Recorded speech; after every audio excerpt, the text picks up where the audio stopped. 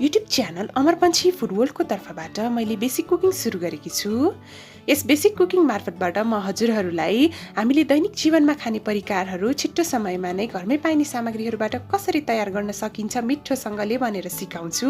यसै सिलसिलामा आज म हजुरहरूलाई 1 महिनासम्म मजाले स्टोर गर्न मिल्ने गोलभेडाको अचार बनाएर देखाउँदैछु। यसलाई बनाउन एकदमै सजिलो छ। यसलाई हामीले खाना, रोटी, नान, परौठा जेसँग खाँदा पनि हुन्छ। यो चाहिँ आज मैले 4 जनाको लागि बनाउँदैछु। त्यसको लागि मैले यो रातो पाकेको गोलभेडा 7 वटा लिएँ। त्यसै गरेर लसुन 8 वटा जति लिएँ, रातो खुर्सानी 7 वटा र हरियो खुर्सानी 7 वटा लिएँ। यो दुईटा खुर्सानी मध्ये हजुरहरूले एउटा मात्रै लिनु भए पनि हुन्छ। मैले चाहिँ डिफ्रेन्ट कलरको युज गरेँ। यसका साथसाथै हामीलाई यो तोरीको तेल 7 चम्चा चाहिन्छ, बिरे नुन 4 चम्चा चाहिन्छ। बिरे नुन छैन भने नर्मल नुन नै युज गर्दा पनि हुन्छ। रातो धुलो खुर्सानी आधा चम्चा र बेसार आधा चम्चा मैले लिएँ। सबैभन्दा पहिला चाहिँ मैले यो सबै गोलभेडाहरूको माथिको पार्टलाई यसरी निकाल्दैछु। हामीले कुनै पनि स्टोर गर्ने अचार बनाउनुभन्दा अगाडि चाहिँ एकदम हाइजिन मेन्टेन गर्नुपर्छ। त्यही भएर राम्रोसँगले मैले यसलाई एकचोटि पखाल्दैछु।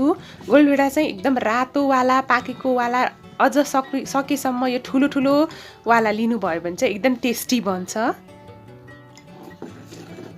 यसरी मैले राम्रोसँगले गोलभेडालाई पनि पखालेँ। अब भने मैले खुर्सानीहरूलाई पनि राखेँ। खुर्सानीको माथिको क्यापलाई हामीले राम्रोसँगले हटाउनु पर्छ। खुर्सानी हरियोवाला रातोवाला जस्तो लिनुभए पनि हुन्छ, तर सुकेको खुर्सानी चाहिँ युज नगर्नुहोला। यसको सट्टामा अकबरी खुर्सानी वा डल्ले खुर्सानी राख्दा पनि हुन्छ।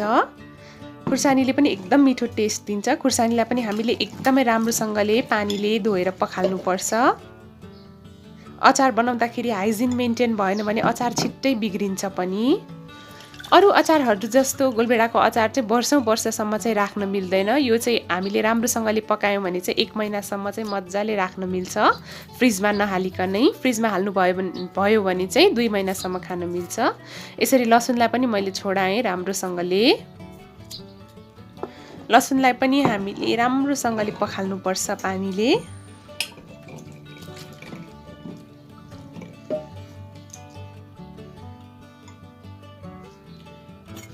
अब भने म यो गोलभेडाहरूलाई काट्न जाँदैछु। हरेक गोलभेडाहरूलाई चाहिँ मैले 8 वटा टुक्रामा यसरी काटेँ।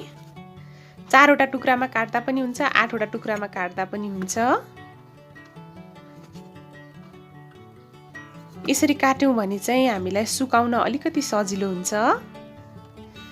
र त्यसै गरेर अरू चिजहरू पनि म काट्न जाँदैछु। मैले लसुनलाई यसरी हाफ गरेर काटेँ। लसुनले पनि अचारको टेस्ट एकदमै बढाउँछ।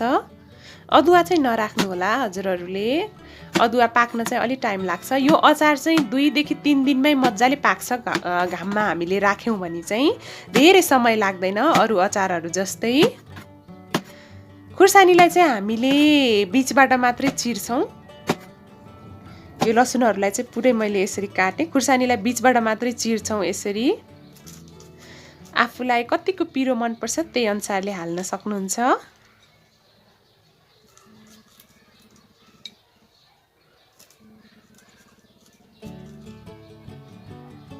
गोलभेडाको अचार बनाउनुको लागि चाहिँ हामीले अरू अचार बनाउनुको लागि 1 दिन चर्को घाममा सुकाउँछौँ।